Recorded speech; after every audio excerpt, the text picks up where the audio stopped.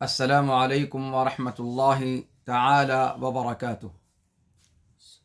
الحمد للہ رب العالمین والعاقبۃ للمتقین ولا عدوان الا علی الظالمین والصلاة والسلام الاتمان الاکملان علی محمد خاتم النبیین وعلی آلہ وصحبہ الغر المیامین ومن تبعہم وتابعیہم بإحسان الی یوم الدین، اما بعد۔ رب اشرح لي صدري ويسر لي أمري واحلل عقدة من لساني يفقهوا قولي رب زدني علما سبحانك لا علم لنا إلا ما علمتنا إنك أنت العليم الحكيم۔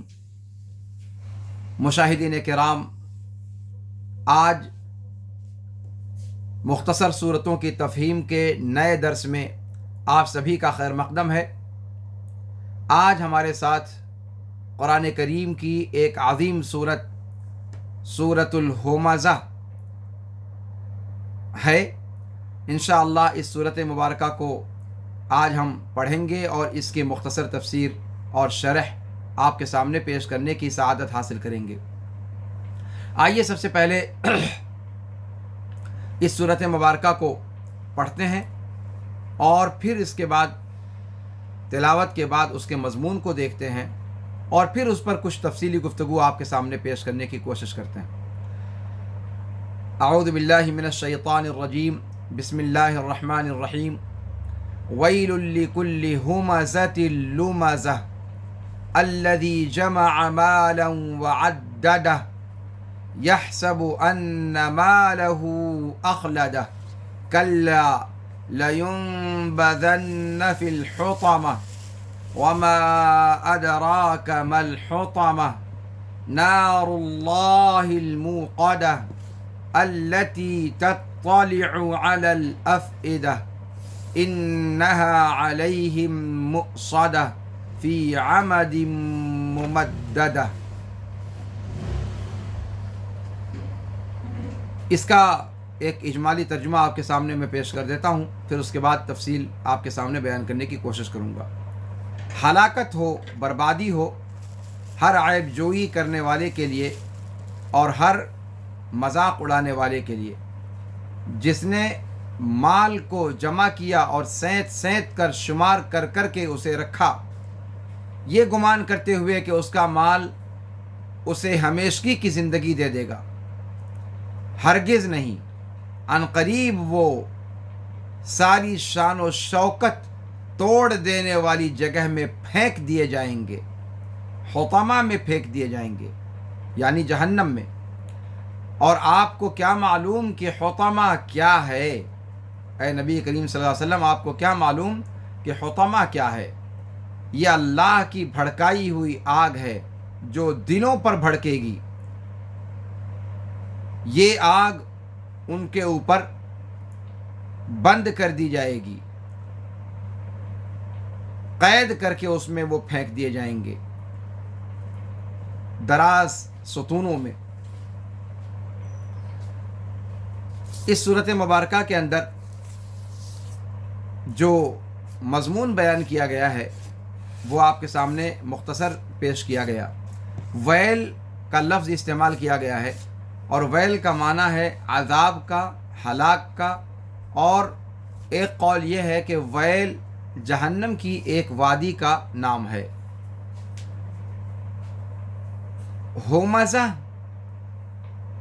ہمزہ کا معنی ہے عیب جوئی کرنے والا، لوگوں کی غیبت کرنے والا۔ حمز الانسان کہا جاتا ہے، انسان کسی کی غیبت کرے، اس کی عزت و آبرو میں طعنہ زنی کرے۔ حمز اصل میں عربی زبان کے اندر نچوڑنے اور دبانے کے معنی میں آتا ہے۔ لمزہ کا معنی بھی عیب جوئی کرنے والا اور غیبت کرنے والا اور عیبوں کی تلاش اور جستجو میں رہنے والا۔ اس کی اصل یہ ہے کہ آنکھ کے اشارے سے یا اپنے کسی اور جوارح کے استعمال سے سامنے والے کا مذاق اڑائے، اور کہا گیا ہے ہومزہ اور لومزہ کے اندر فرق کرتے ہوئے کہ ہومزہ اس شخص کو کہا جائے گا جو آپ کے غائبانے میں آپ کی عیب جوئی کرے، اور لومزہ اس شخص کو کہا جاتا ہے جو آپ کے منہ پر آپ کی عیب جوئی کرتا ہے، اور اس کا الٹا بھی کہا گیا ہے، اور اس کی اصل یہ لمز ہے یعنی عیب۔ لیمبذن، اس پر مزید گفتگو بھی بعد میں آئے گی۔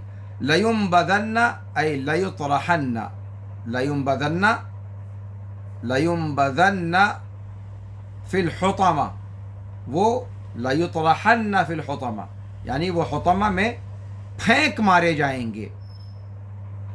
لیطرحن ویقذفن، انہیں پھینک دیا جائے گا، طرح اور قذف کے معنی میں۔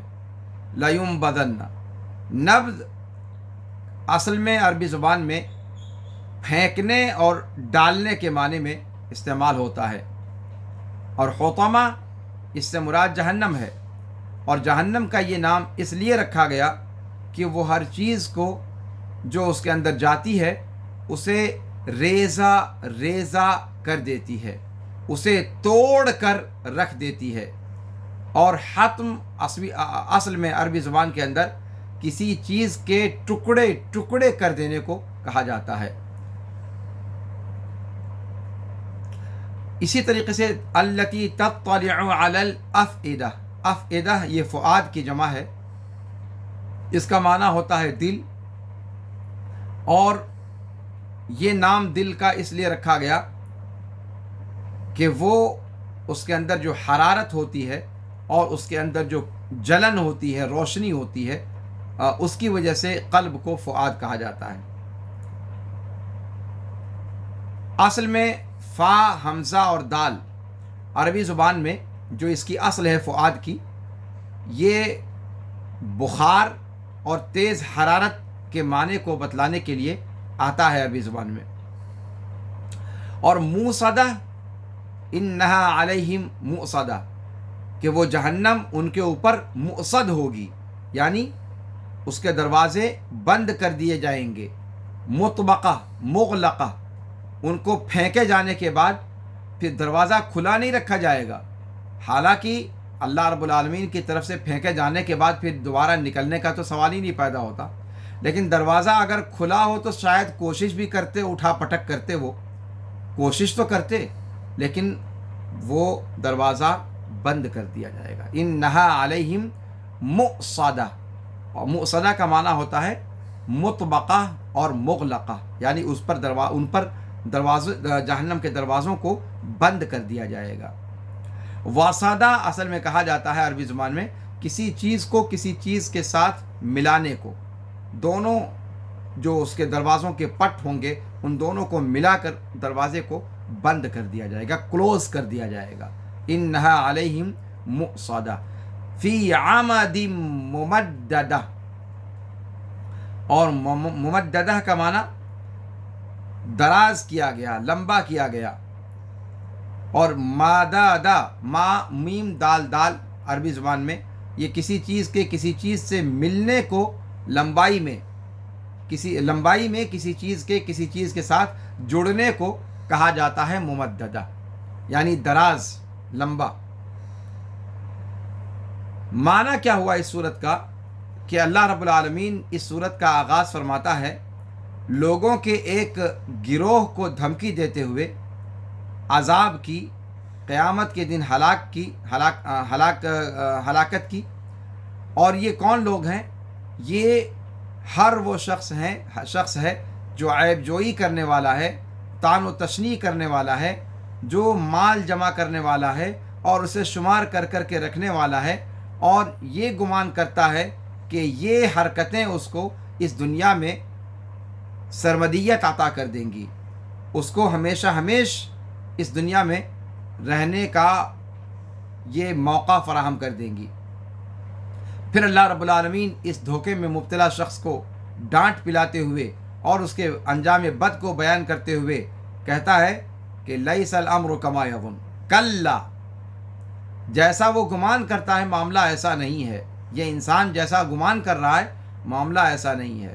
میں قسم کھاتا ہوں کہ عن قریب وہ لوگ قیامت کے دن جہنم میں پھینک مارے جائیں گے، جو انہیں توڑ کر کے، انہیں ریزہ ریزہ کر کے رکھ دے گی، اس لیے کہ اس کی عادت ہے کہ جو چیز بھی اس میں ڈالی جاتی ہے اس کو وہ ریزہ ریزہ کر دیتی ہے۔ پھر اللہ رب العالمین نے جہنم کے معاملات کی خوفناکی کو بیان کرتے ہوئے اور اس کی بعض صفات کا تذکرہ کرتے ہوئے کہا کہ اے محمد صلی اللہ علیہ وسلم، آپ کو کس نے بتلایا کہ وہ حطمہ ہے کیا؟ حطمہ وہ ہے کیا چیز؟ یہ اللہ کی تیز بھڑکائی ہوئی آگ ہے، جو بھڑکائی گئی ہے انسانوں سے اور پتھر سے، جو اپنی سختی کی وجہ سے کافروں کے دلوں تک پہنچتی ہے اور ان کے دلوں تک نفوذ کر جاتی ہے۔ یہ وہ آگ ہے جو ان کے اوپر بند کر دی جائے گی، جس کے دروازے بند کر دیے جائیں گے، اور ایسے دراز ستونوں کے ساتھ انہیں باندھ دیا جائے گا جو جہنم کے اندر موجود ہوں گے۔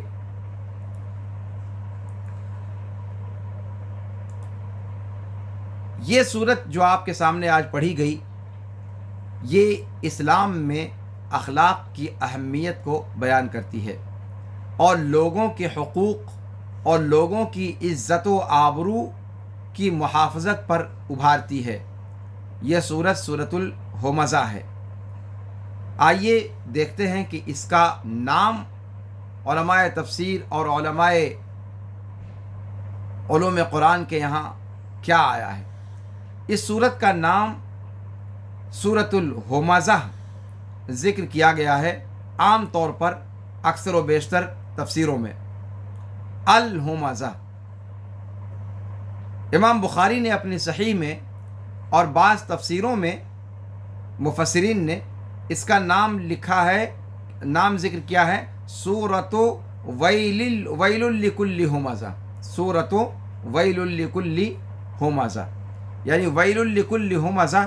یہ مکمل اس سورت کی جو پہلی آیت ہے، اس آیت سے ان تینوں الفاظ کو لے کر کے نام کے طور پر اس کو استعمال کیا گیا ہے۔ امام بخاری نے اپنی صحیح کے اندر بھی اس نام کو ہی ذکر کیا ہے۔ امام مجد الدین فیروز آبادی صاحب قاموس المحیط، ان کی ایک مشہور و معروف کتاب ہے علوم قرآن پر، بصائر ذوی التمییز۔ انہوں نے اپنی اس معروف کتاب کے اندر، معرکۃ الآراء کتاب کے اندر، اس سورت کا نام سورۃ الحطمہ ذکر کیا ہے، اس لیے کہ یہ کلمہ اس کے اندر، اس سورت کے اندر آیا ہوا ہے۔ بہرحال یہ اس کے الگ الگ نام آپ کے سامنے ذکر کیے گئے، لیکن جو معروف اور مشہور اور متداول نام ہے وہ سورۃ الہمزہ ہے۔ یہ سورت با اتفاق علماء علوم قرآن اور علماء تفسیر اور علماء آیات، ماہرین تعداد آیات، ان کے نزدیک یہ سورت مکی ہے اتفاق کے ساتھ۔ اسی طریقے سے اس کی آیتوں کی تعداد 9 ہے، اس میں کسی کا اختلاف نہیں ہے۔ شان نزول کے حوالے سے اس سورت کا کوئی خاص شان ورود نہیں ہے صحیح سند سے جو ثابت ہو۔ اگر اس کی فضیلت کی بات کریں تو الگ سے اس کی کوئی خاص فضیلت نہیں ہے، سوائے اس فضیلت کے جو واصلہ ابن الاسقا کی روایت سے اس سے پہلے کے دروس میں اس سے پہلے کی صورتوں کے بارے میں بتایا گیا کہ اللہ کے رسول صلی اللہ علیہ وسلم نے فرمایا کہ مجھے قرآن میں تورات کی جگہ پر 7 طوال عطا کیے گئے، اور زبور کی جگہ پر 100 یا 100 کے لگ بھگ والی آیتوں کی جو صورتیں ہیں وہ عطا کی گئیں، اور انجیل کی جگہ پر مثانی دی گئیں، اور مجھے خاص طور پر فوقیت دی گئی مفصل کے ذریعے سے۔ تو یہ صورت مفصلات میں سے ہے، اس اعتبار سے اس کی اہمیت جو تمام مفصل صورتوں کی ہے وہی اہمیت اس کی بھی ہے۔ آئیے دیکھتے ہیں کہ سورہ ہمزہ اور سورہ عصر میں مناسبت کیا ہے۔ اس پر گفتگو اس سے پہلے ہو چکی ہے۔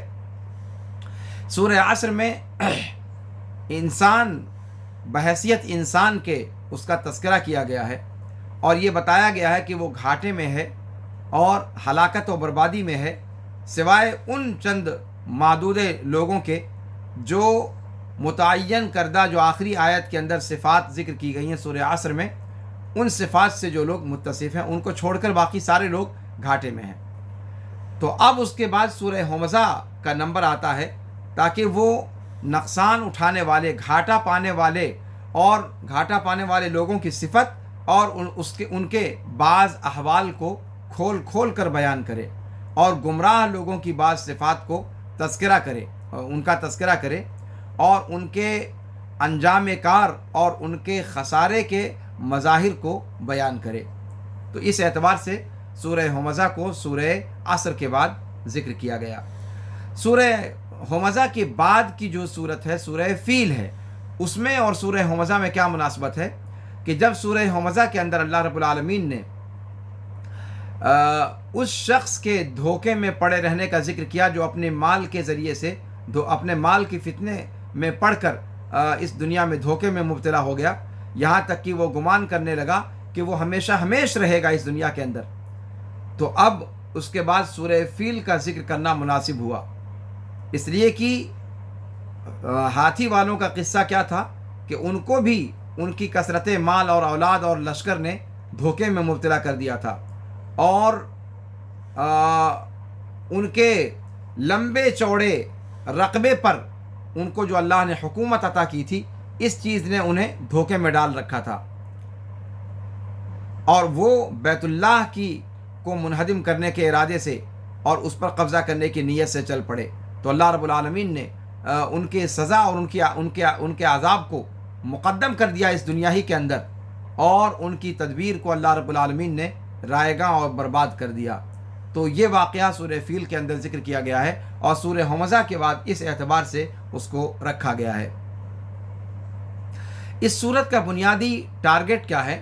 کہتے ہیں کہ مذاق اڑانے والے، تکبر کرنے والے اور دین اور دینداروں سے تمسخر کرنے والوں کو دھمکی دینا اور ان کو وعید سنانا، یہ اس سورت کا اصل مقصد ہے۔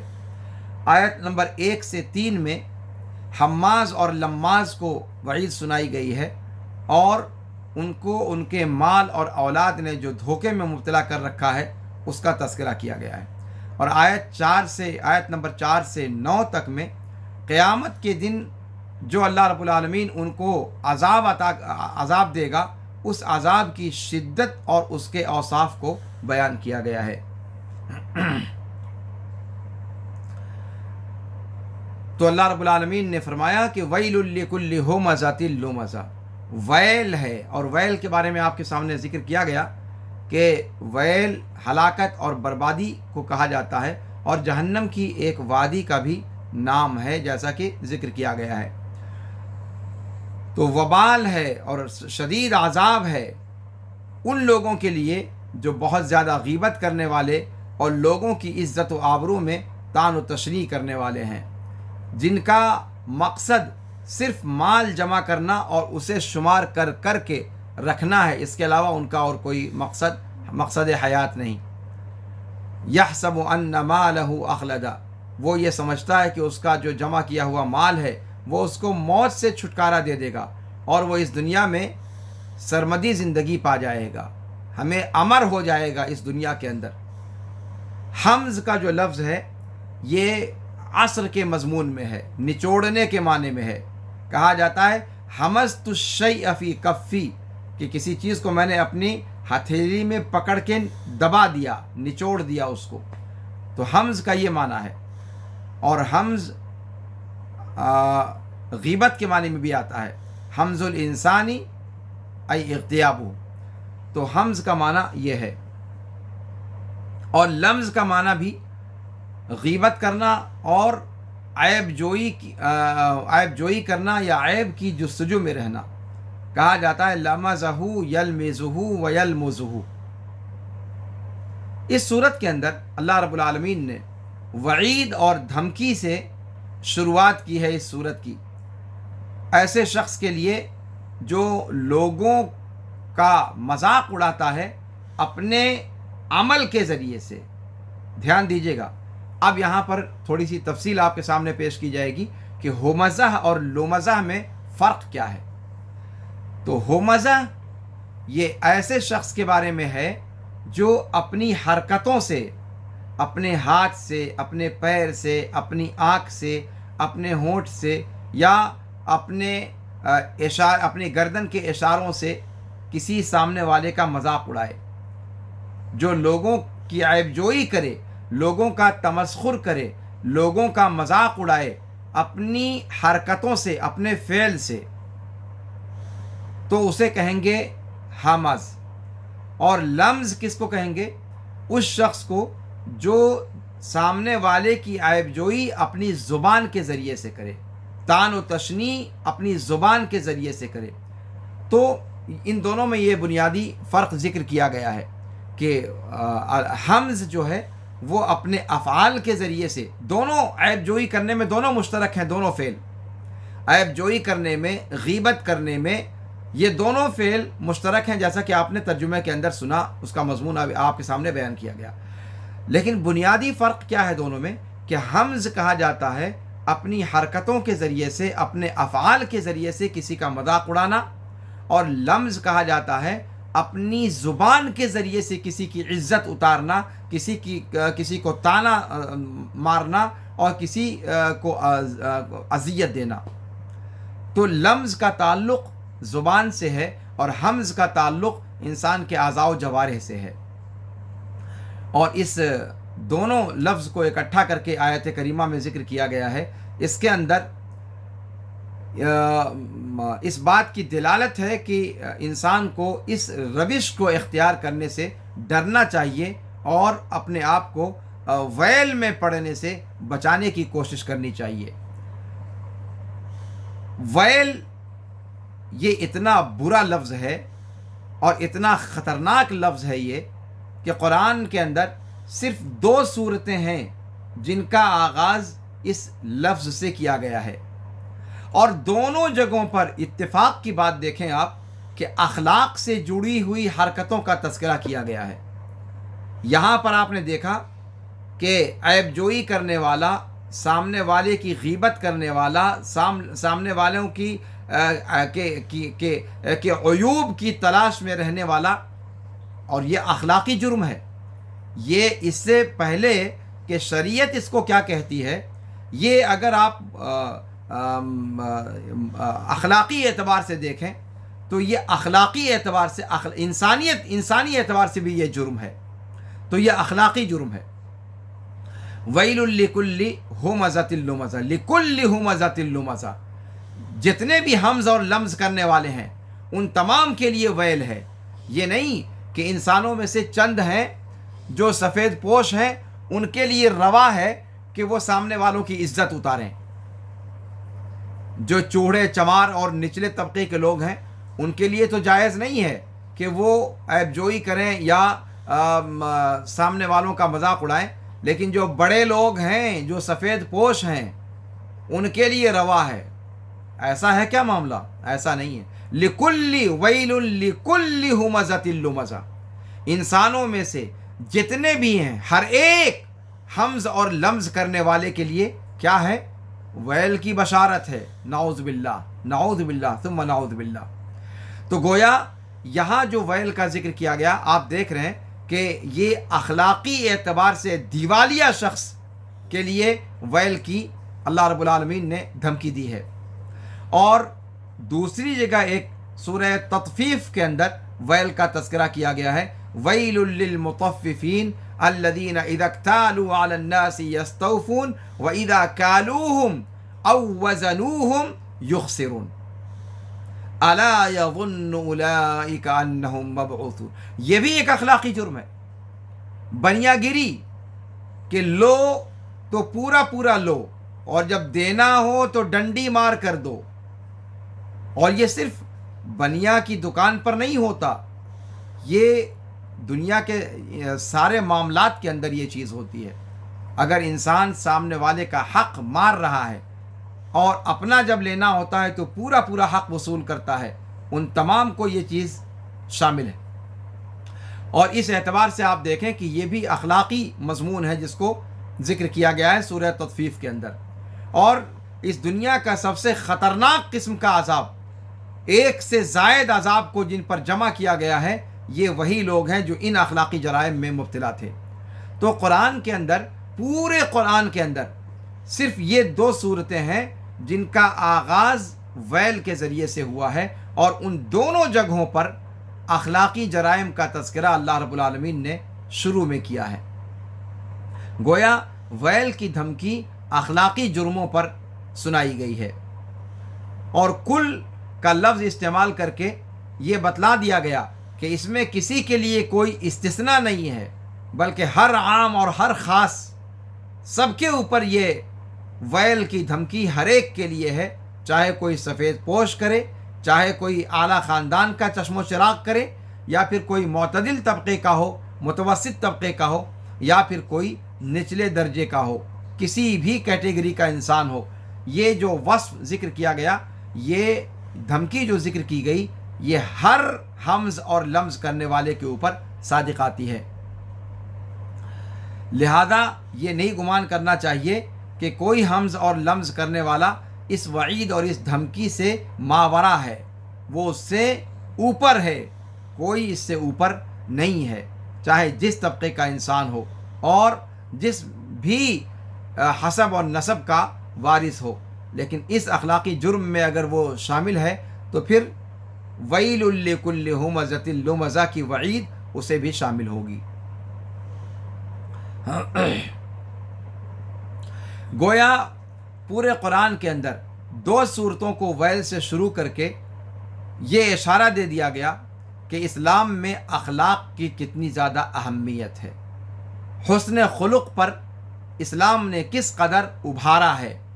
اللہ کے رسول صلی اللہ علیہ وسلم اپنی ایک روایت میں کہتے ہیں کہ میری تو بعثت ہی مکارم اخلاق کی تکمیل کے لیے ہوئی ہے، لہذا بدخلقی اور برے اخلاق کی ہمیشہ اسلام نے ہمت شکنی کی ہے. اور جیسے آپ یہاں پر دیکھ رہے ہیں کہ قرآن نے صرف اتنا ہی نہیں کہ بد اخلاقی کی ہمت شکنی کی ہے اور اس کی مذمت بیان کی ہے، اس کے بارے میں وعید سنائی ہے، بلکہ بد اخلاقی کو کفر کے ساتھ جوڑ کر کے ذکر کیا گیا ہے. اللہ اور یوم آخرت کا انکار اور اللہ اور یوم آخرت کا کفر، یوم آخرت کے ساتھ کفر کے ساتھ اس برے اخلاق کو جوڑ کر کے ذکر کیا گیا ہے. اور یہ اس بات کی تاکید ہے کہ کسی مومن کے لیے روا نہیں کہ وہ اس برے اخلاق سے متصف ہو.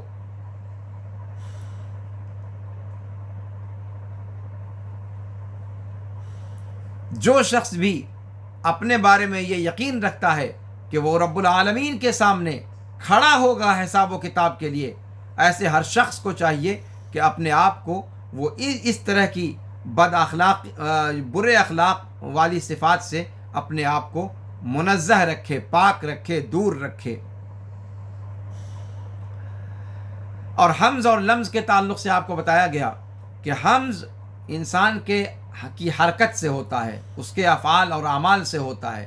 لوگوں کا مذاق اڑائے اپنے کسی فعل کے ذریعے سے، یا اپنے رخ کو موڑ کر کے، یا اپنی تیوریاں چڑھا کر کے، یا اشارہ کے ذریعے سے، یا کسی شخص کی طرف انگلی سے اشارہ کر کے کہ دیکھو دیکھو سامنے والا، ارے دیکھ رہے ہو کیا کر رہا ہے، دیکھ رہے ہو کیسا ہے، ذرا اس کی اوقات دیکھ لو. ہاں، اشارہ کر کے سامنے والے کو تاکہ اس کی عیب جوئی کریں، اس کے اوپر اس کا مذاق اڑائیں، اس کا سخریہ کریں. تو حمز افعال کے ذریعے ہوتا ہے، اعمال کے ذریعے سے ہوتا ہے، اور لمز وہ زبان کے ذریعے سے ہوتا ہے. جیسا کہ شیخ ابن عثیمین رحمہ اللہ نے اپنی تفسیر میں فرق بیان فرمایا ہے دونوں کے اندر. اور ایک فرق یہ ذکر کیا گیا کہ حماز وہ شخص ہے جو لوگوں کی غیبت اور عیب جوئی کرے ان کی غیر موجودگی میں، ان کے پیچھے، اور لماز وہ شخص ہے جو طعن و تشنیع کرے لوگوں کے اوپر، ان کی عزت کی دھجیاں بکھیرے، ان کے سامنے، ان کے چہرے کے سامنے، یعنی ان کی موجودگی میں. اور تقریباً ان دونوں کلموں کے معانی ایک دوسرے سے قریب ہیں، اور یہ مشترک معنی ان کا یہ ہے کہ سامنے والوں کی عزت اتارنا، ان کی عزت کی دھجیاں اڑانا اور بے عزت کرنا اور عیب جوئی کرنا اور غیبت کرنا. یہ عام اس کا معنی ہے جو دونوں کے اندر پایا جاتا ہے. اور ہومزہ کا صیغہ استعمال کیا گیا ہے. ہومزہ اور لومزہ یہ مبالغہ کا صیغہ ہے جو فعالہ کے وزن پر آیا ہے. یعنی یہ صفت جس بندے کی کے اندر موجود ہے اور جس کو ویل کی دھمکی دی گئی ہے، یہ صفت اس کے اندر ایسی نہیں ہے کہ اکا دکا کبھی بھولے بسرے اس کے ذریعے سے کسی کا مذاق اڑانے کا واقعہ پیش آ گیا. نہیں صاحب، ہومزہ اور لومزہ یہ صفت اس کے اندر باقاعدہ اس کی سرشت بن چکی ہے، اس کی فطرت ثانیہ بن چکی ہے، اس کی عادت بن چکی ہے. وہ جب بھی سانس لے گا تو کسی کی عیب جوئی کرے گا، جب بھی بھاڑ سا منہ کھولے گا کسی کی عزت اتارے گا. اس کا اس کے علاوہ کوئی کام ہی نہیں ہے. جب بھی وہ جس کے پاس بھی جائے گا وہ یہی کرے گا. یہ اس کی سرشت میں داخل ہو چکی ہے چیز. اور اس کا اشارہ کہاں سے ملتا ہے؟ ہومزہ اور لومزہ، چونکہ یہ صیغہ مبالغہ ہے، یعنی بہت زیادہ عیب نکالنے والا، بہت زیادہ غیبت کرنے والا، بہت زیادہ اپنے افعال کے ذریعے سے اور اپنے اقوال کے ذریعے سے لوگوں کا سخریہ کرنے والا، لوگوں کا مذاق اڑانے والا. یعنی یہ عادت ان کے اندر اتنی رچ بس گئی ہے کہ جیسے یہ ان کی فطرت ثانیہ بن گئی ہے، یہ ان کی پہچان بن گئی ہے، یہ ان کا رمز بن گیا ہے، یہ ان کی شناخت بن گئی ہے، یہ ان کا یہ برے اخلاق دونوں یہ ان کا شعار بن گئے ہیں. اور جب معاملہ اس حد تک پہنچ چکا ہے تو پھر وہ ویل کا مستحق نہیں ہوگا تو کیا جنت کا مستحق ہوگا؟ تو ان سے یہ جو دونوں حرکتیں سرزد ہوتی ہیں مذاق اڑانے والی، افعال کے ذریعے سے یا اقوال کے ذریعے سے، یہ ان سے ایسا نہیں ہے کہ شاذ و نادر ایک آدھ مرتبہ ہو گیا، بلکہ یہ صفت ان کے اندر تک پیوست ہے. اس کے بعد اب یہاں پر ایک چیز یہ دیکھنے کی ہے کہ جب اللہ رب العالمین نے فرمایا ویل لکل ہمزۃ لمزہ، تو اس کے بعد مال جمع کرنے کی بات کو کیوں ذکر کیا گیا؟ اس کے لگے ہوئے، اس کے ساتھ ساتھ جو اگلی آیت ہے اس میں مال کے جمع کرنے کا تذکرہ کیا گیا، اور وہ اس لیے تاکہ ان کی برائی کی صفت کو مزید اجاگر کر کے بیان کیا جائے کہ وہ چیز جو ان کو لوگوں کی عزتوں سے کھلواڑ کرنے پر ابھارتی ہے، آمادہ کرتی ہے، انگیخت کرتی ہے، وہ کوئی اور چیز نہیں، صرف مال بٹورنے کے لیے، مال جمع کرنے کے لیے. مال کہاں سے ملے، اسی مال کے چکر میں وہ لوگوں کی عزت اور لوگوں کی ماں بہن ایک کرتا رہتا ہے. تو یہاں سے آپ ہومزہ اور لومزہ میں اور مال جمع کرنے کے درمیان تعلق واضح طور پر دیکھ رہے ہیں کہ یہ جو کچھ بھی وہ اس کے اندر عادت پیدا ہوئی ہے، وہ عادت کہاں سے پیدا ہوئی، کس صفت کی وجہ سے؟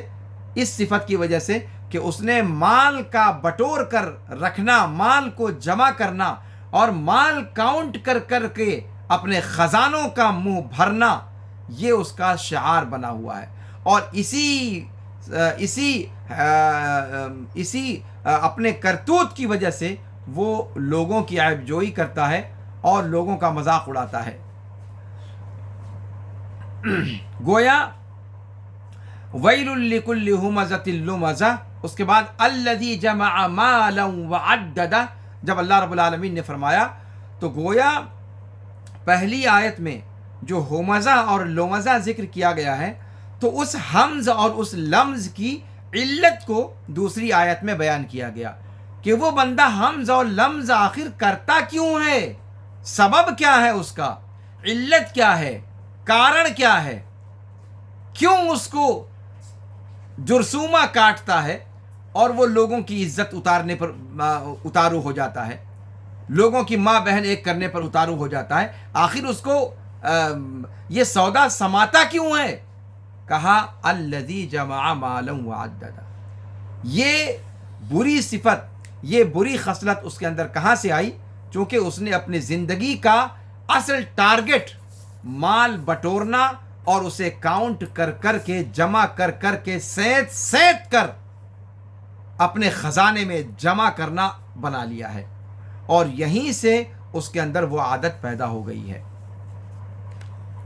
تو گویا یہ دوسری آیت پہلی آیت کے لیے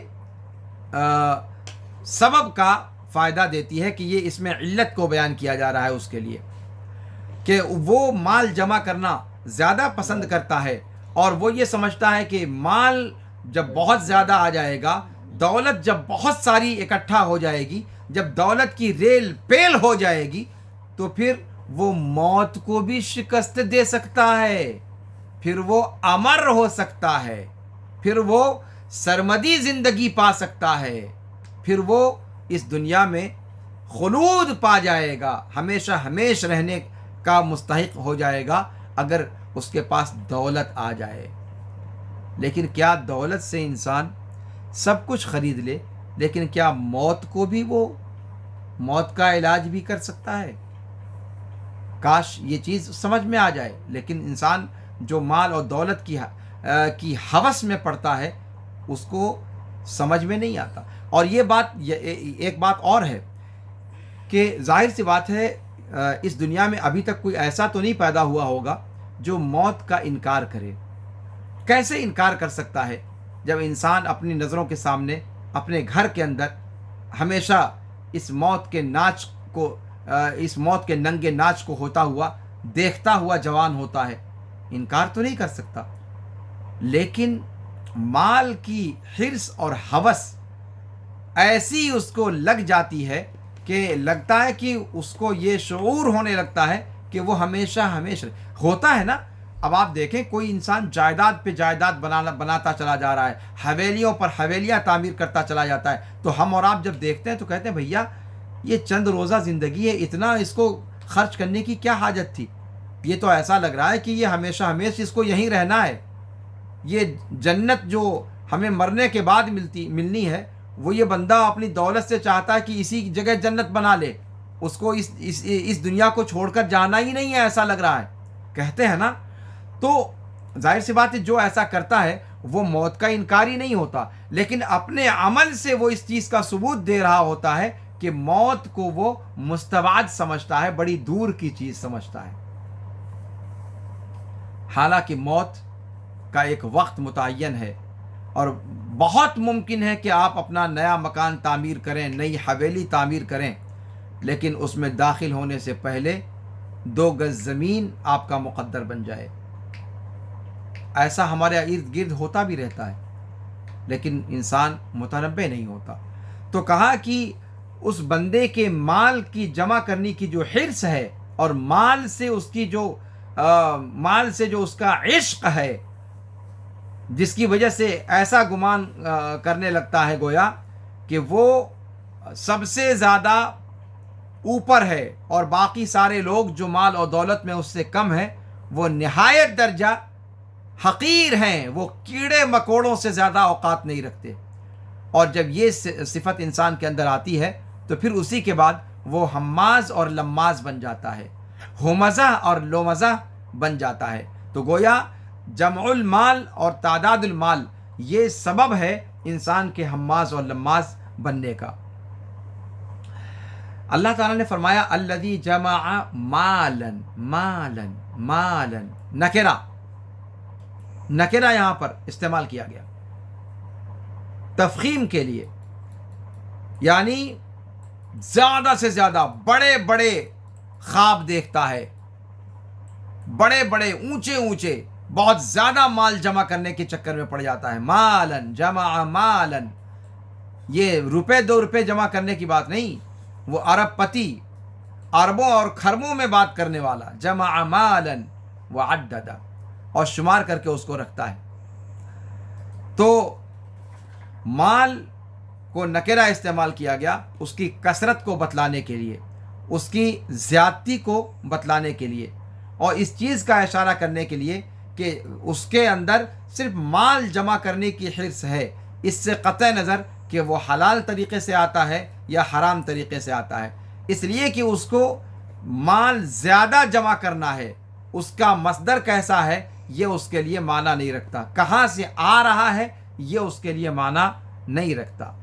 اور جب کہا وعددہ، یہ جو مال کا حریص ہوتا ہے نا اس کی فطرت ثانیہ ہوتی ہے، اگر آپ اس کو 100 روپے بھی دیں، اگر 10 کی نوٹ آپ دے دیں تو اس 100 روپے کو وہ 50 مرتبہ گنے گا، بار بار گنے گا، گننے میں اس کو ایک لذت ملتی ہے، بار بار گن کر کے، ہاں گننا اس کے لیے ایک طریقے کا سے کہہ لیجئے کہ اس کی کہیں نہ کہیں اندر کی آسودگی کا ایک سامان ہوتا ہے، 1,00,000 2,00,000 اگر ہاتھ میں آ گیا بار بار کاؤنٹ کرے گا۔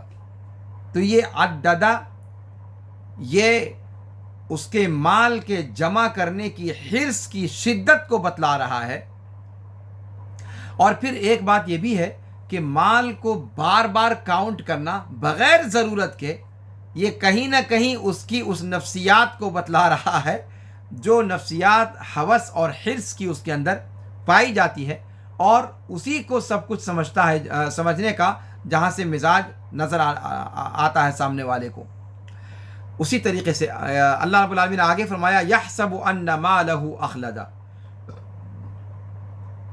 اللہ رب العالمین اس آیت میں اس شخص کی جہالت کو بیان کر رہا ہے جو یہ گمان کرتا ہے کہ مال کا جمع کرنا اس دنیا میں ہمیشگی کی زندگی کا سبب بن سکتا ہے اور حساب و کتاب سے چھوٹ جانے کا سبب بن سکتا ہے، اس لیے کہ اللہ رب العالمین نے یہاں پر اس کا مذاق اڑاتے ہوئے، سخریہ کرتے ہوئے اللہ رب العالمین نے اس چیز کو ذکر فرمایا ہے۔ اور ان مالہ اخلدہ، اخلدہ ماضی کا صیغہ استعمال کیا گیا، یعنی اخلدہ، حالانکہ ظاہر سی بات ہے جو مال بٹورنے والا ہے وہ یہ سمجھتا ہے کہ یہ مال اس کو یخلد کر دے گا، یعنی پرماننٹ امر بنا دے گا، سرمدی بنا دے گا مستقبل میں، لیکن صیغہ استعمال کیا گیا اخلدہ، کہ اس نے اس کو خلود دے دیا، امر بنا دیا، سرمدیت عطا کر دیا، تو ماضی کا صیغہ استعمال کیا گیا، مستقبل کو ماضی کے صیغے سے بیان کیا گیا، اس لیے کہ اس بندے کے مال کے جمع کرنے والے کا جو یقین ہے، ابھی وہ ہمیشگی کی زندگی پا نہیں چکا ہے، وہ یہ سوچتا ہے کہ مستقبل میں اب وہ ہمیشہ کی زندگی پائے گا، لیکن اتنا یقین ہے اس کو کہ وہ ہمیشگی کی زندگی پا جائے گا مال کے ذریعے سے، کہ اللہ رب العالمین نے اس کو ماضی کے صیغے سے بیان کیا، اس کی نفسیات کو بیان کرتے ہوئے، کہ گویا اس دولت کے ذریعے سے اس نے موت کو شکست دینے کا اتنا پختہ تہیہ کر لیا ہے کہ گویا وہ موت کو شکست دے چکا، جبکہ وہ کام ابھی وہ مستقبل میں کرنے کی سوچ رہا ہے، لیکن اس کے اندر کا یقین اور عزم اتنا مصمم ہے کہ گویا وہ اس چیز کو پا چکا، اس ٹارگیٹ کو وہ پورا کر چکا۔ اسی طریقے سے ایسے شخص کے موت سے غفلت کے اندر جو موت سے غفلت ہوتی ہے، اس کو یہ آیت کریمہ بیان کر رہی ہے کہ کس طریقے سے وہ دنیا میں ڈوبا رہتا ہے اور امیدوں پر امیدیں قائم کرتا چلا جاتا ہے، یہاں تک کہ ایسا لگنے لگتا ہے کہ وہ اس دنیا کے اندر ہمیشہ رہے گا۔ ابن عباس رضی اللہ عنہما وارضاہما سے روایت ہے، وہ کہتے ہیں کہ میں نے نبی کریم صلی اللہ علیہ وسلم سے سنا کہ اگر انسان کے لیے 2 وادیاں مال کی بھری ہوئی، پوری کی پوری وادی مال و دولت کے انبار جس میں لگے ہوں، اگر وہ اس کے لیے ہو جائیں تو پھر وہ تیسرے کی تلاش میں لگ جائے گا۔ 2 وادیاں پوری، وادی جانتے ہیں کسے کہا جاتا ہے؟ دو پہاڑوں کے درمیان کی کشادہ میدانی جگہ، کشادہ، کافی کشادہ، وہ پوری دو دو وادیاں مال اور دولت سے بھری ہوئی اگر انسان کو دے دی جائیں تو وہ اس پر قناعت نہیں کرے گا، وہ تیسری وادی کی جستجو میں پڑ جائے گا۔ اور اسی کی وجہ سے اللہ کے رسول صلی اللہ علیہ وسلم نے آگے فرمایا وَلَا يَمْلَأُ جَوْفَ ابْنَ آدَمَ إِلَّا التُّرَابُ، کہ انسان کا پیٹ سوائے مٹی کے کچھ اور نہیں بھر سکتی، مٹی ہی انسان کا پیٹ بھر سکتی ہے، ورنہ حل میں مزید کا نعرہ کبھی ختم نہیں ہو سکتا۔ اور اس کے بعد اللہ کے رسول صلی اللہ علیہ وسلم نے فرمایا کہ وَيَتُوبُ اللَّهُ عَلَى مَن تَابَ، اللہ تعالیٰ توبہ قبول کرتا ہے اس شخص کی جو صدق دل سے اللہ رب العالمین سے توبہ کرے۔ تو مال کی محبت یہ انسان کی فطرت ہے، انسانی فطرت میں یہ چیز داخل ہے، بس ہاں، اور یہ فطرت اللہ رب العالمین نے انسان کے دل میں رکھی ہے۔ قرآن کہتا ہے المال والبنون زینت الحیات الدنیا، مال اور اولاد یہ دنیا کی زندگی کی زینت ہے۔ اور زینت کسے کہا جاتا ہے؟ ظاہر سی بات ہے جسے اختیار کرنے کی رغبت انسان کے اندر پیدا ہوتی ہے۔ تو مال کی چاہت اور مال کی محبت یہ مطلقاً معیوب نہیں ہے، لیکن معیوب کب ہو جاتی ہے؟ جب وہ انسان کو فتور میں مبتلا کر دے، انسان کو اس مال کے دینے والی ذات سے غافل کر دے، تب پھر وہ فتنہ بن جاتی ہے اور پھر وہ انسان کی تباہی کا ذریعہ بن جاتی ہے۔ مال کا جمع کرنا یہ اپنے آپ میں معیوب نہیں ہے، جیسا کہ میں نے ابھی ذکر کیا۔ اگر انسان تجارت کرتا ہے، حلال طریقے سے اپنے مال کو بڑھاتا ہے تو یہ اچھی بات ہے، اس لیے کہ اقتصاد کسی بھی قوم کی ریڑھ کی ہڈی ہوا کرتا ہے۔ دولت اور مال کسی قوم کی ترقی کا بنیادی زینہ ہوا کرتا ہے، ریڑھ کی ہڈی ہوا کرتا ہے۔ تو مال جمع کرنا یہ ممنوع نہیں ہے، بشرطے کہ انسان اس کے اندر اللہ کے حق کو ادا کرے، زکوٰۃ ادا کرنے والا ہو، اور اللہ کے جو حقوق ہیں، لوگوں کے جو حقوق ہیں، اس مال کے اندر ان حقوق کی ادائیگی کرنے والا ہو، اور اس کو اللہ رب العالمین کی رضا کے کاموں میں خرچ کرنے والا ہو، اور اپنے اس مال کو اللہ کی کسی معصیت کے لیے ذریعہ نہ بنانے والا ہو، اور اس مال کے آ جانے کے بعد لوگوں پر ظلم و ستم اور بربریت کا رویہ نہ اختیار کرنے لگ جائے، لوگوں کو حقیر نہ سمجھنے لگ جائے۔ اگر یہ چیزیں، یہ سارے فطور اس کے اندر نہیں آتے تو مطلق مال کا جمع کرنا یہ معیوب اور مذموم نہیں ہے۔ مذموم یہ ہے کہ انسان اپنی زندگی کا ٹارگٹ ہی مال جمع کرنا بنا لے، اور مال جمع کرنے کے بعد پھر اس کی جو لعنتیں ہیں اس میں پڑ جائے، تکبر میں، غرور میں، دوسروں پر ظلم کرنے میں۔ تو یہ سب چیزیں پھر انسان کے اندر جب آ جائیں تو پھر مال جمع کرنا معیوب ہے۔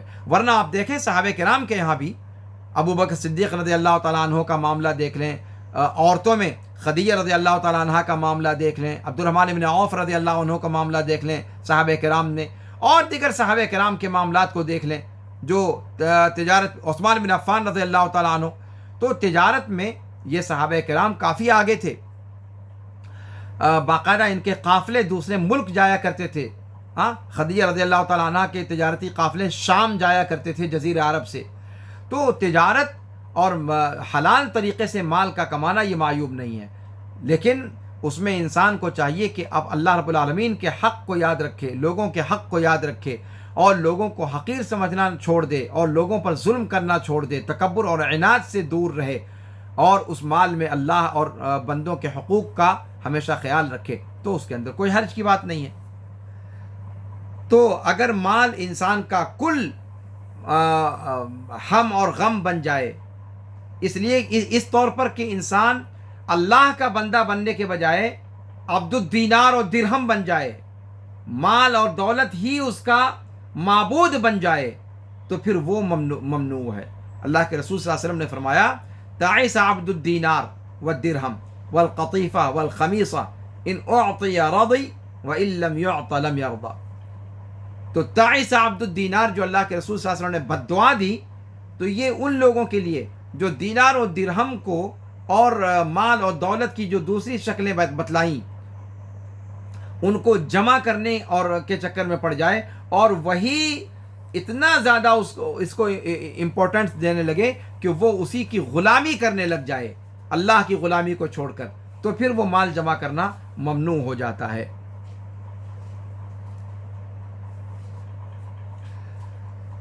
تو اگر اللہ رب العالمین نے کسی کو مال دیا ہے تو اسے چاہیے کہ اس میں سے زکوٰۃ نکالے، صدقہ نکالے، احسان کرے فقراء اور مساکین کی طرف، اور اللہ رب العالمین کی حکمتوں میں غور کرے کہ رزق کی تقسیم جو اللہ رب العالمین نے کی ہے وہ کسی نہ کسی حکمت کے تحت کی ہے۔ مجھے دے کر کے اللہ نے آزمایا ہے، کسی کو نہ دے کر کے جس طرح سے کسی کو نہ دے کر کے آزماتا ہے۔ اور مال کے فتنے سے بچے۔ قرآن کہتا ہے انما اموالکم واولادکم فتنہ واللہ عندہ اجر عظیم، اور حلال طریقے سے مال کمانے کی کوشش کرے۔ اب آئیے یہاں پر دیکھتے ہیں کہ ان آیات میں اللہ رب العالمین نے مذاق اڑانے سے منع کیا ہے، لمز سے منع کیا ہے۔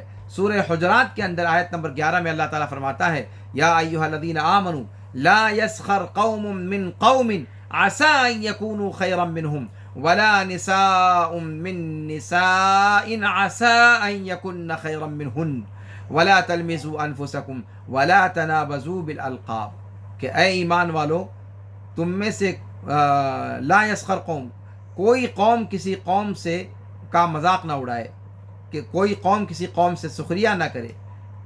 قریب ہے کہ وہ ان سے بہتر ہوں، اور نہ کوئی عورت کسی عورت سے سخریہ کرے۔ قریب ہے کہ وہ جس سے سخریہ کر رہی ہیں وہ ان سے بہتر ہوں، اور آپس میں ایک دوسرے کی عیب جوئی نہ کرو، اور ایک دوسرے کو برے القاب سے نہ پکارو۔ گویا اشارہ آخر میں حمز اور لمز کی طرف ہے۔ غیبت یہ بڑی خطرناک اخلاقی بیماری ہے۔ امام ابو داؤد نے عائشہ رضی اللہ تعالیٰ عنہا کی حدیث سے ایک روایت نقل کی ہے کہ میں نے نبی کریم صلی اللہ علیہ وسلم سے کہا ایک بار کہ حسبک من صفیۃ کذا و کذا، اے اللہ کے رسول صفیہ نے آپ کے بارے میں ایسی ایسی بات کہی ہے آپ کے لیے، آپ کے تعلق سے، آپ اس سے سمجھ سکتے ہیں کہ صفیہ کا معاملہ کیا ہے۔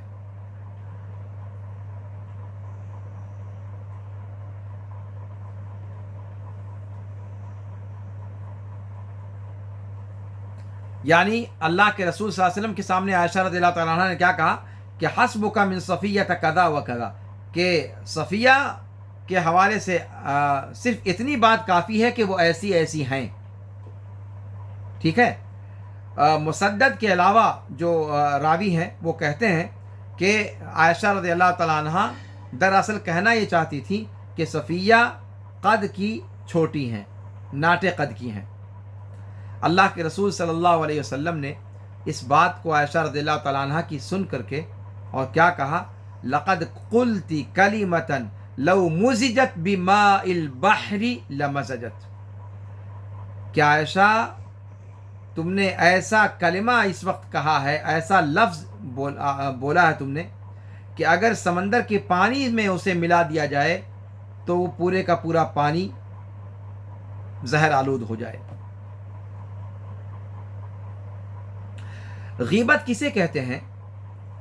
غیبت اللہ کے رسول صلی اللہ علیہ وسلم نے اس کی تعریف کی ہے ایک حدیث کے اندر، کہا کہ اتدرون ما الغیبہ، کہ اے صحابہ تم جانتے ہو کہ غیبت کسے کہتے ہیں؟ صحابہ نے کہا کہ اللہ اور اس کے رسول زیادہ جانتے ہیں۔ آپ صلی اللہ علیہ وسلم نے فرمایا کہ ذکرک اخاک بما یکرہ، تمہارا اپنے بھائی کو ان صفات کے ذریعے سے یاد کرنا جسے وہ ناپسند کرتا ہے۔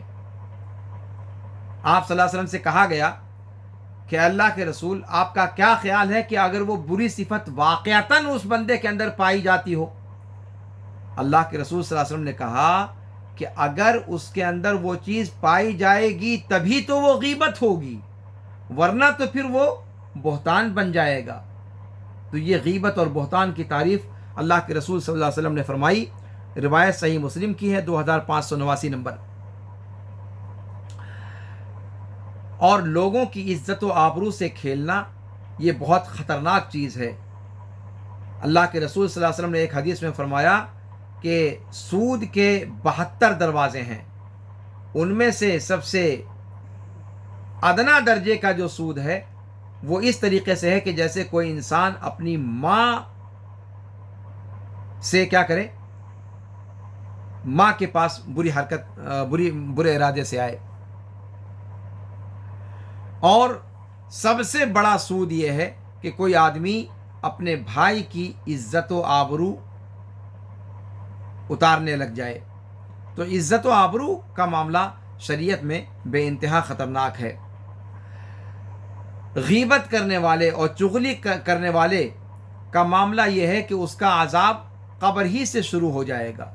اور وہ روایت آپ جانتے ہوں گے، مشہور روایت ہے کہ اللہ کے رسول صلی اللہ علیہ وسلم مدینہ یا مکہ کے باغ میں سے کسی باغ کے پاس سے گزرے تو 2 انسانوں کی آواز اللہ کے رسول صلی اللہ علیہ وسلم نے سنی کہ وہ اپنی اپنی قبروں میں عذاب دیے جا رہے ہیں۔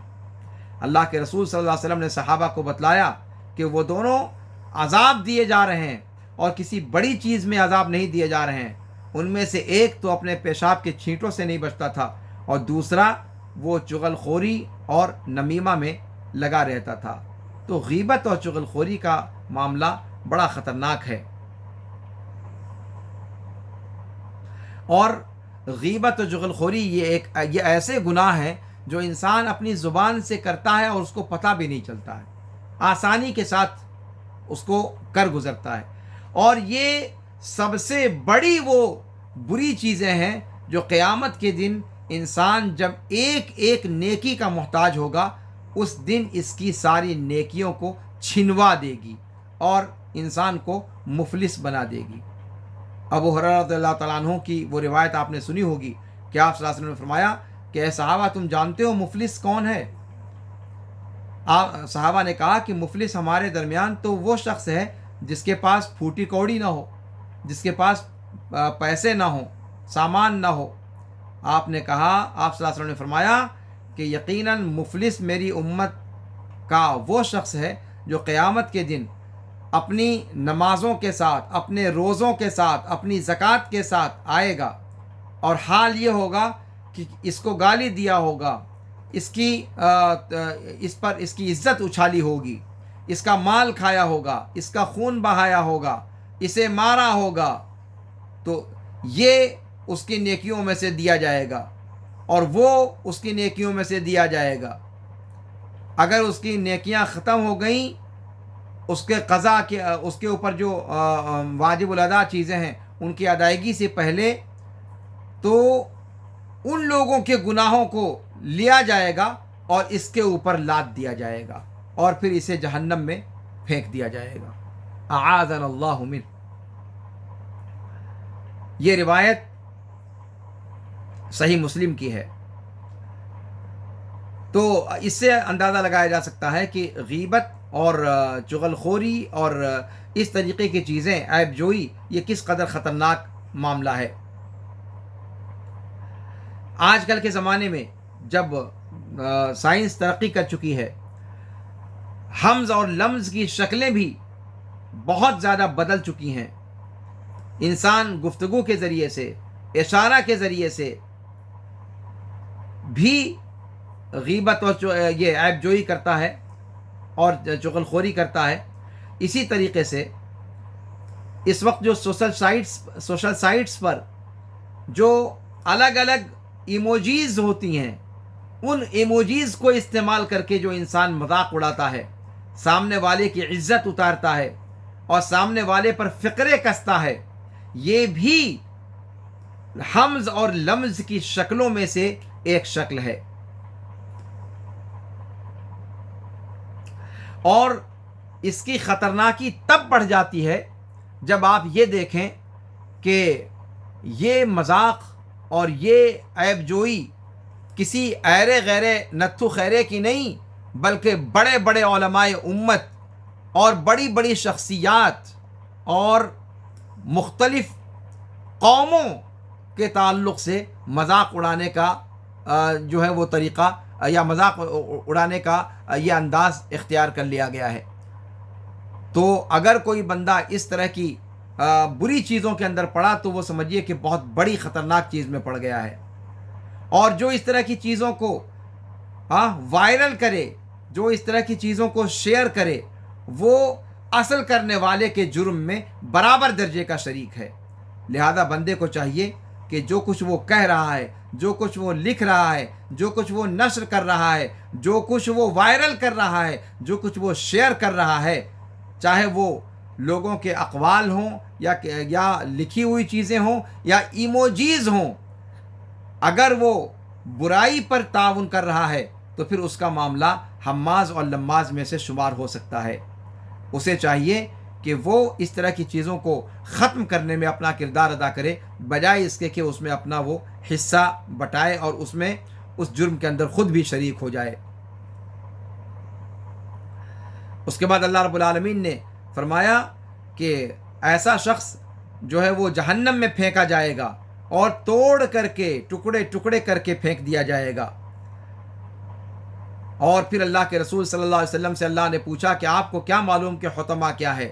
اور پھر اس حطمہ کی تشریح خود اللہ نے کی کہ نار اللہ الموقدہ، کہ وہ اللہ کی بھڑکائی ہوئی جلائی ہوئی آگ ہے جو لوگوں کے جسموں سے ہوتے ہوئے انسان کے لوگوں کے دلوں تک پہنچ جائے گی، دلوں تک پہنچ جائے گی.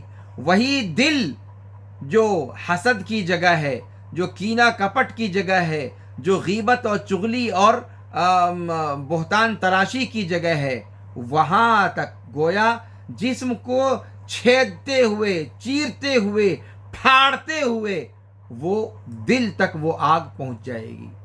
اور دل کے اندر جو انسان کے اندر جو جلن اس دنیا کے اندر ہے، اس جلن کا علاج جہنم کی آگ اپنی جلن سے مہیا کرے گی.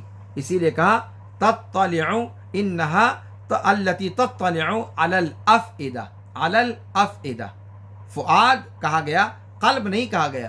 یہ سارے الفاظ کا انتخاب آپ قرآن کریم کے اندر دیکھیں، سب کے اندر ایک معنویت ہے. اور پھر اس کے بعد کہا کہ وہ جہنم کے اندر اس طریقے سے داخل کیے جائیں گے کہ پھر اس سے نکلنے کے سارے راستے مسدود ہو جائیں گے ہمیشہ ہمیش کے لیے.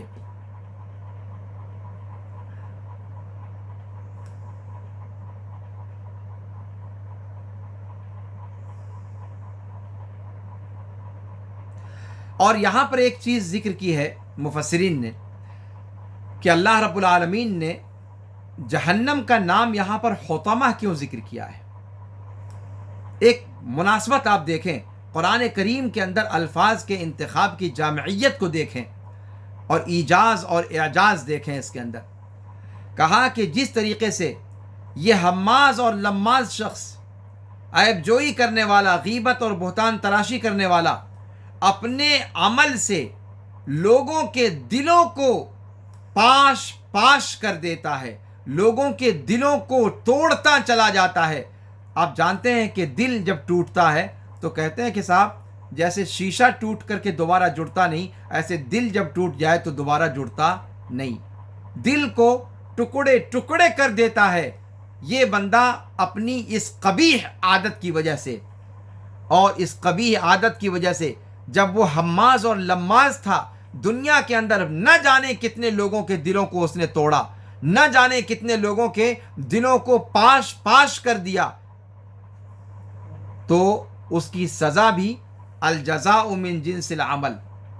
اللہ رب العالمین جہنم میں اس کو ڈالے گا اور جہنم میں اس کے سراپا کے ٹکڑے ٹکڑے کر کے، اس کی تکہ بوٹی کر کے اللہ رب العالمین ڈالے گا. بہت دلوں کو توڑتے تھے نا، اور بڑا پسندیدہ مشغلہ تھا نا، آؤ آج تمہاری تکہ بوٹی کرتے ہیں.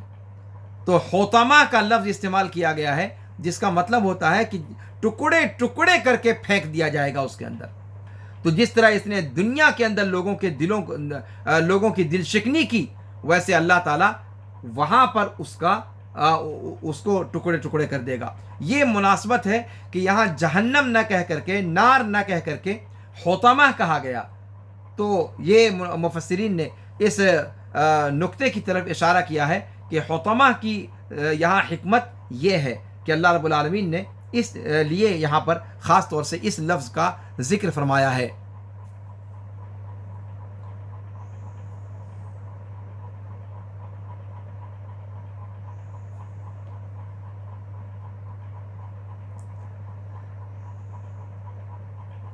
اور قرآن کی اس تعبیر میں کہ التی تطلع علی الافئدہ، اس چیز میں اشارہ ہے کہ وہ آگ انسان کے نچلے دھڑ سے شروع ہوگی اور پھر پیٹ سے ہوتے ہوئے سینے تک پہنچے گی اور سینے سے ہوتے ہوئے پھر دل تک پہنچ جائے گی۔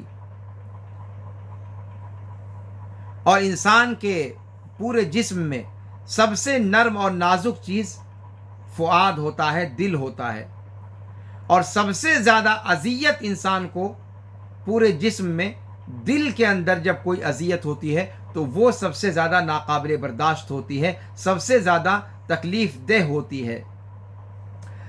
تو اگر یہاں دل تک اس نے لوگوں کے دلوں تک اپنی پتھر صفت باتوں کو پہنچایا تھا اور اس سے لوگوں کے دلوں کو توڑا تھا، تو اللہ تعالیٰ وہاں اس کی بات، جو اس کی زبان سے جو بات نکلتی تھی جس نے لوگوں کے دلوں کو توڑا تھا، وہاں اللہ رب العالمین آگ کو اس کے دل تک پہنچائے گا، جو آگ اس کے دل کو جلا کر بھسم کرے گی اور توڑ کر رکھ دے گی۔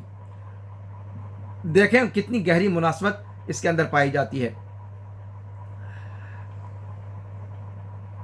اور انہا علیہم مؤصدہ کے اندر اس بات کی دلالت ہے کہ ان لوگوں کو جو عذاب اللہ رب العالمین اس طرح کے لوگوں کو دے گا، وہ عذاب ایسا ہوگا کہ اس سے چھوٹ پانے کی ہر تدبیر ناکارہ ہو جائے گی اور اس کے بارے میں تصور بھی نہیں کیا جا سکتا کہ پھر وہ اس سے چھوٹ سکیں گے۔ جیسے اس دنیا کے اندر قیدیوں کا معاملہ ہوتا ہے نا، کہ قید خانے میں رکھے جاتے ہیں 2 سال کے لیے، 3 سال کے لیے، 4 سال کے لیے، پھر وہ آزاد ہو جاتے ہیں۔ وہاں جو قید کیے جائیں گے اور دروازہ جب بند کیا جائے گا، وہ دروازہ پھر کبھی ابد الآباد کے لیے کبھی نہیں کھلے گا، تو وہ قید ہمیشگی کی قید ہوگی۔ تو یہ گویا اللہ رب العالمین نے اس طرح کے لوگوں کے انجام کو اور اس کے خطرناک انجام کو اللہ رب العالمین نے بیان کر کے یہ بتلانا چاہا ہے کہ اس طرح کی بری صفات سے انسان کو چاہیے کہ وہ اپنے آپ کو بچائے اور اس دن کے لیے، قیامت کے دن کے لیے صاف اور شفاف دل لے کر کے اللہ رب العالمین کے پاس جائے، اس لیے کہ اس طرح کے دل جو لے کر کے جائے گا وہ نفع بخش نہیں ہوگا اور وہ کامیاب نہیں ہو سکتا۔ اللہ تعالیٰ کہتا ہے یوم لا ينفع مال ولا بنون، کہ وہ دن ایسا دن ہوگا کہ جس میں مال اور اولاد نفع نہیں پہنچائیں گے، مگر الا من اتى اللہ بقلب سلیم، مگر وہ شخص جو اللہ رب العالمین کے پاس قلب سلیم لے کر کے آیا۔ تو اس لیے اپنے دل کو صاف اور شفاف رکھیں۔ اس قسم کی جو اخلاقی برائیاں ہیں ان سے اللہ رب العالمین ہم سب کو محفوظ، ہمارے سینوں کو، ہمارے دلوں کو محفوظ رکھے۔ اللہ رب العالمین ہمارے اندر مال کی محبت اس درجہ نہ بڑھا دے کہ ہم مال کی غلامی کرنے لگ جائیں، اللہ رب العالمین اسے ہمارے اوپر مسلط نہ کر دے۔ اللہ رب العالمین ہمیں جو بھی اپنی نعمتوں میں سے عطا کرتا ہے اسے اپنی طاعت میں استعمال کرنے کی توفیق عطا فرمائے، اور اپنے اس مال کے اندر جو اللہ کے اور جو بندوں کے حقوق ہیں ان کو پہچاننے کی اللہ رب العالمین ہمیں توفیق عطا فرمائے۔ جب تک زندہ رکھے اللہ رب العالمین اپنی اطاعت و فرمانبرداری کی کام لیتا رہے، اور جب خاتمہ ہو تو ہمارا خاتمہ بالخیر ہو۔ اللہ رب العالمین ہمارا حشر نبیین، صدیقین، شہداء و صالحین کے ساتھ فرمائے۔ ھذا وصلی اللہ وسلم علی نبینا محمد وعلی آلہ وصحبہ اجمعین۔ سبحانک اللہم وبحمدک، اشہد ان لا الہ الا انت، استغفرک واتوب الیک۔ والسلام علیکم ورحمۃ اللہ تعالی وبرکاتہ۔ بشار